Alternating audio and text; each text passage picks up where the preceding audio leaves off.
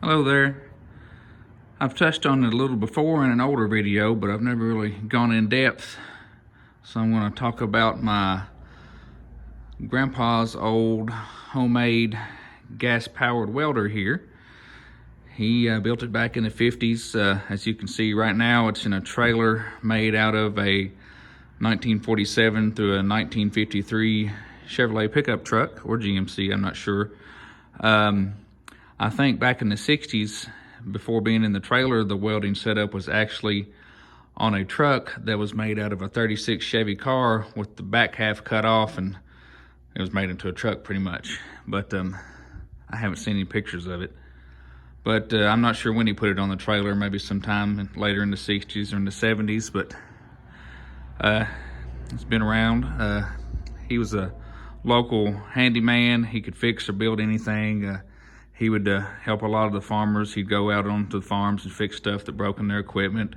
I've been told that it was powerful enough you could use a piece of rebar and it would burn it down, but you know, again, that's hearsay, so I'm not really sure. I've seen it in action a few times when I was younger when it was running.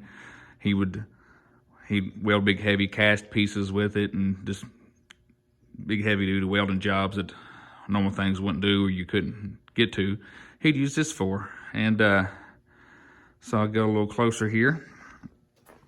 The generator here, the welder itself, is a Army surplus. I believe he always went to auctions up in Frankfort, Kentucky. Not Frankfort, Fort Knox. They would have big Army surplus auctions a lot, and he'd buy all kinds of stuff there. It's a GE, I believe. You can see everything going on in here. Here's the cables.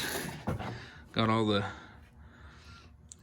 everything to adjust the settings here, right there. Big heavy duty thing. And he's got this was the little frame here that the engine and the generator or the welder are bolted to that he's built. I'm guessing these were probably hooks he used to lift it up into the bed. The engine is a 216 cubic inch inline six Chevrolet. I believe they said it was out of a 1950 Chevrolet car. We had it running a while back. We put some new points in it and fixed a few odds and ends and worked on a starter, and the thing actually still runs. It needs a radiator. I think the radiator leaks. Old metal gas can for the fuel tank. One thing it does need is we need to get a new exhaust manifold for it. It's rotten and came apart there, so if any of you out there near Kentucky have an exhaust manifold for a 216 straight six Chevrolet, I could use it.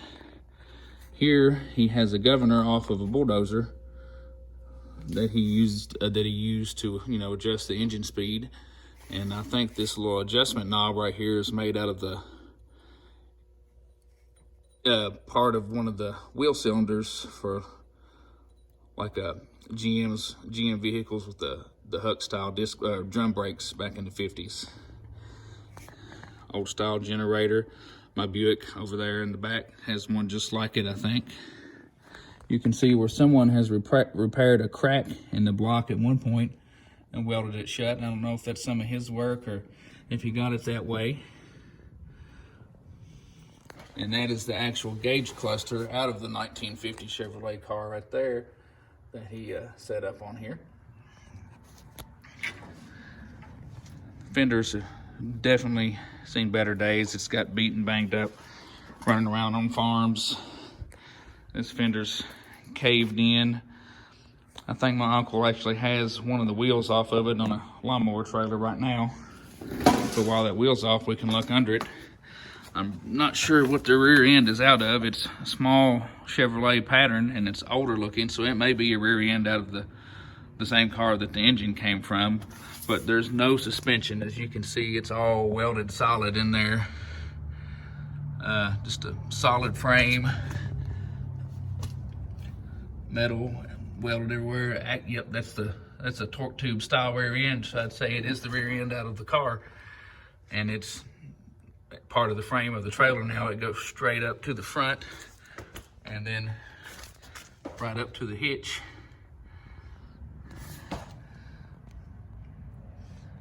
Everything handmade by him. He was very resourceful. He could make anything out of anything with just a little bit. And I wish I had learned more from him before he passed away. He was 94 when he died in 2013.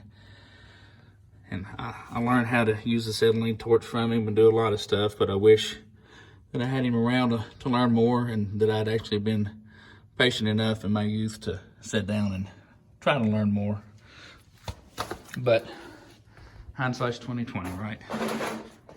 But it's a neat thing to have around. It's a cool conversation piece, and hopefully we'll get it up and functional here again before too long and get some wheels on it. And I'd like to actually pull it behind the unibody once they get that truck going, because I have a hitch for it.